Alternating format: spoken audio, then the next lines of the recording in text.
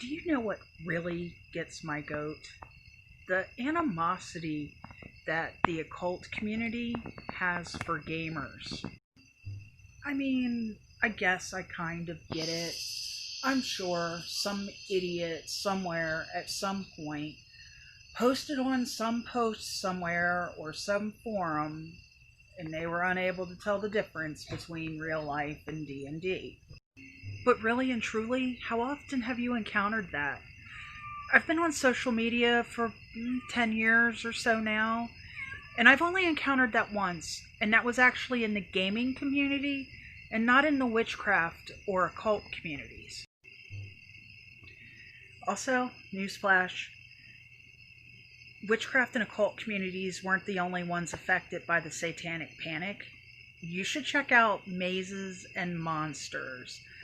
Role players were totally demonized as badly as other practitioners were. In just this year, 2020, I have had practitioners try to make fun of and shame me, making snarky remarks and stuff like that because I play role-playing games, and I've seen it happen to so many other practitioners. And do you know what I think part of the problem is? The people who are constantly wanting to attack gamers have never actually taken part in any kind of an RPG. They're just parroting crap that they've heard other people say or crap that they've seen in memes.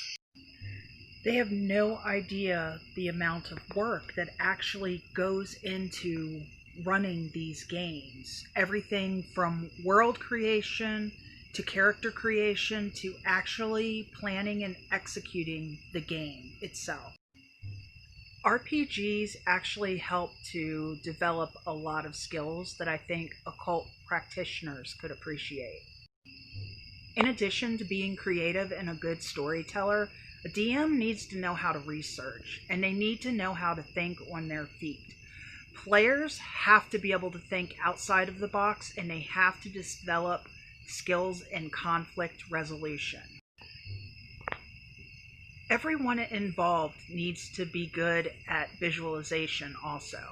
It's important for players and DMs. You got to figure out what the room looks like. You got to be able to explain what the room looks like in detail.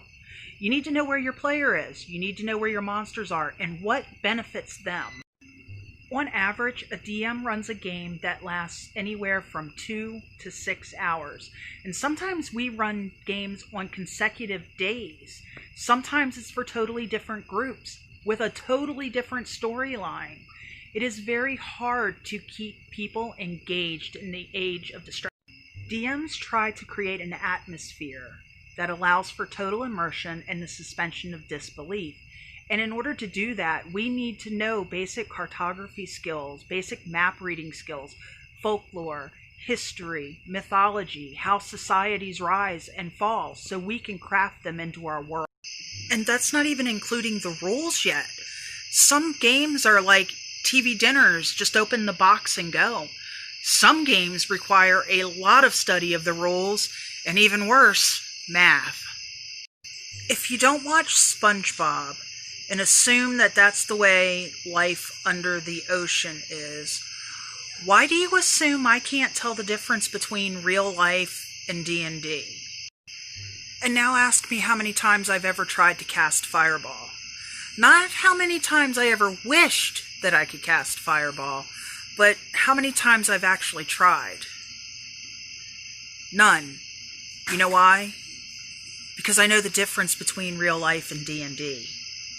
The fact that some of you out there are even still trying to carry this on is just astonishing to me. And for the record, my real world knowledge of the occult and of cryptids just makes me a brilliant DM. And I have the ability to invoke bardic and storytelling entities for inspiration. My hobbies do not invalidate my practice. Your hobbies do not invalidate your practice. And for all my brothers and sisters out there in the know, may your DM never learn of Grimtooth, and may every hit be a crit.